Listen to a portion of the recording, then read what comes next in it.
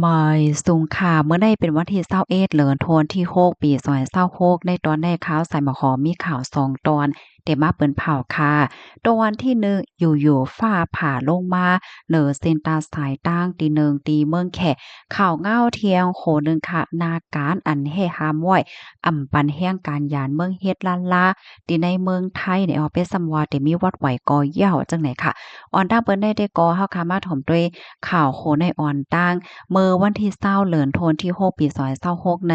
มีข่าวงาออกมาว่าไล่เกิดขึ้นเปิงเป็นฟ้าผ่าลงมาเหนือเส้นตาสายต่างเมื่อพ้องตีโลดก้ากว่ามาอยู่นั่นลองตั้งมันได้ก็เป็นกว่าเมื่อวันที่18เดือนธันวาคมปี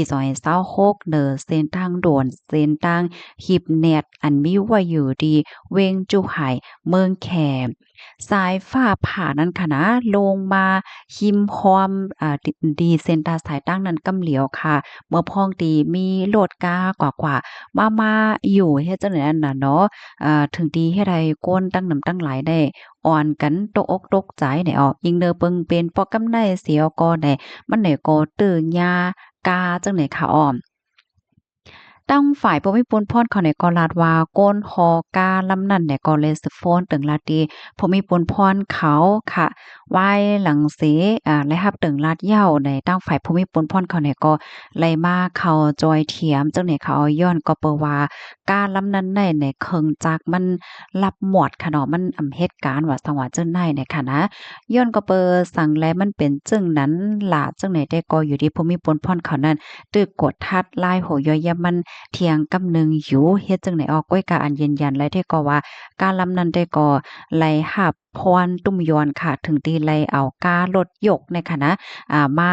จุงมาเอาออกกว่าไว้ดีอีข้างตั้งออกกว่าที่เส้นตั้งนั้นเฮ็ดจังได๋ออกก้นอันอยู่ในกานั้นได้ก็ลอดเพกันกูก็จังได๋อะค่ะ เกี่ยวกับโดยรองเพศสภาวะในเสอยู่ที่ห้องการฝ่ายฟิล์มฟ้าราศีเนี่ยก็ไล่ออกมาเปิ้นผ่าปันฟ้างก้นเมืองนั่นน่ะเนาะว่าในวันที่18-19นั่นในเปิ้นตีกำปั้นน้ำตั้งปอตอนเมืองเขาเมืองตั้งปอตอนนั้นน่ะอีไหนมันมีฝนตกว่าสังว่าเฮ็ดจั่งใดในออกกำนั้นแลย้อนให้พี่น้องก้นหวานก้นเมืองสติกัน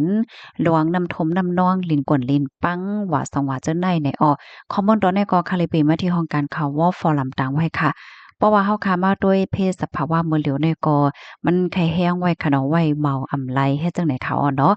ลูกดีในเสแลกำได้เฮาค้ามาถ่อมด้วยข่าวงาวก็ว่าตั้งหูตั้งหันก็ว่าค่ะหน้าการตางานอันแห่ฮามค่ะเนาะอำปันแห่งการยานเมืองเฮ็ดเป็นสำว่าที่มีวัดไหวอยู่ว่าในเสตาก็ยาวน่ะค่ะจอมหนังปักเปิงหมายมีที่ในเมืองไทยแน่แต่ก็ใน มีไว้นาการต่างงานอยู่หมอก27นาการจังไหนค่ะนะที่อันอำปันแห่งการยานเมืองเฮ็ดค่ะก้วยกะว่านาการต่างงานอันพี่น้องแห่งการเฮ็ดแม่นย่าหนาในแต่ก็มันได้มีอยู่หมอ10นาการเจอในยาวเนี่ยค่ะเหมือนจังหนังนาการขายตั้งกินตั้งย่ำค่ะเนาะเอาตั้งกินตั้งย่ำใส่ลอดโฮเฮเนาะก็ขายว่าบ่ได้เป็นข้าวม่นว่า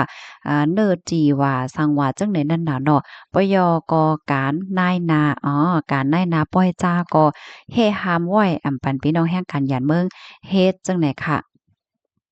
ที่3เนี่ยก็เป็นการเกียดโขนโหการเฮ็ดเน็บดินเน็บมือว่าสังว่าจั่งใดตั้งไทเขาไทก็ที่ห้องว่างานเสริมสวยเนี่ยค่ะ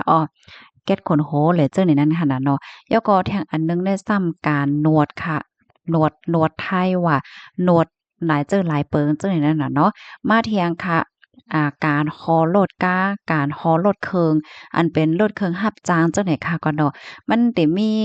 เหมือนหนังมื้อเหลียวในก้ารับจ้างตั้งแอปพลิเคชัน5อันนั้นก็ขี่รถเคิงรับจ้าง5อันไหนกูเซียนเหย้าเฮ็ดจั่งใดค่ะเพราะว่าเป็นรถเคิงรถก้ารับจ้างเนี่ยอันนี้ก็แฮ่ห้ำไว้อำปันพี่น้องแห่งการยานเมืองเฮ็ดมาแทงหน้าการอันหนึ่งเป็นหน้าการอ่อนเอาก้นแอวแหล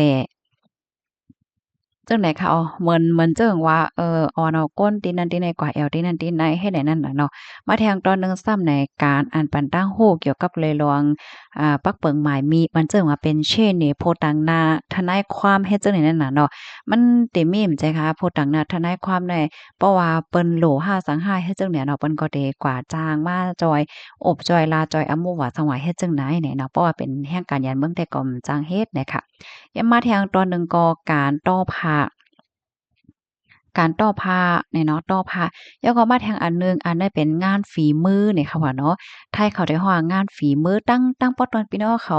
ฮ้องว่าอีสังขะความใต้เฮาได้เรียกว่าการหมอตีนหมอมือก้อยค่ะอยู่เนาะเหมือนจังหนังเอาไม้ต้วยมวยเนี่ยเอาไม้เนี่ยค่ะนะเอามาต่อเอามาเฮ็ดเอามาถักเอามาปักให้มันเป็นหางหมวกเอามาเฮ็ดเป็นเขียนโฮเอามาเฮ็ดเป็นหมากโฮอะสังว่าเฮ็ดจั่งเนี้ย เพราะว่าเด็กข้าวกัดในมันก็ในเปิ้นจึกเฮ็ดค่ะนะ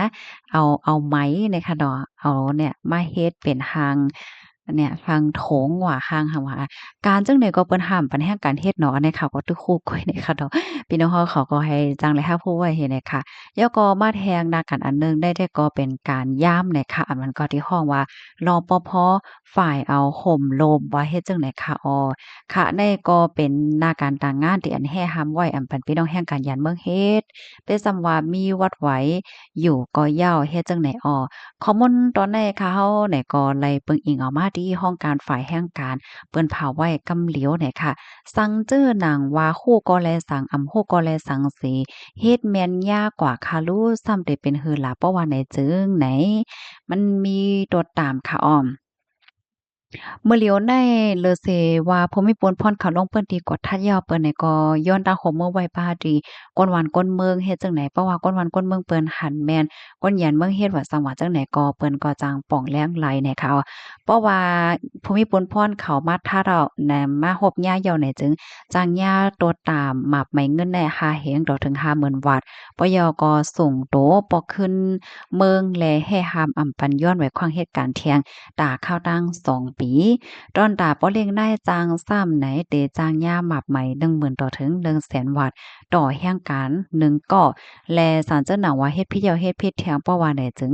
เตจางย่าหมับไหม50,000ต่อถึง200,000 วัตต์อำนั้นก็ตกขอกอำป่น1 ปีปยก็ให้หามอำปันจางก้นหยานเมืองตาข้าวตั้ง3 ปีว่าจังไหนค่ะอ๋อค่ะพี่น้องเฮาเขาถ่อมข่าวงาโหนแนวหันเถิงจังหือพองปันตาหันถึงมาเลยค่ะอ๋อยินจมมุกก็ที่รับถ่อมปันแห้งค่ะย้อนให้อยู่เลยกินหวานและหลอดเพกันค่ะเนาะเมยสูงค่ะ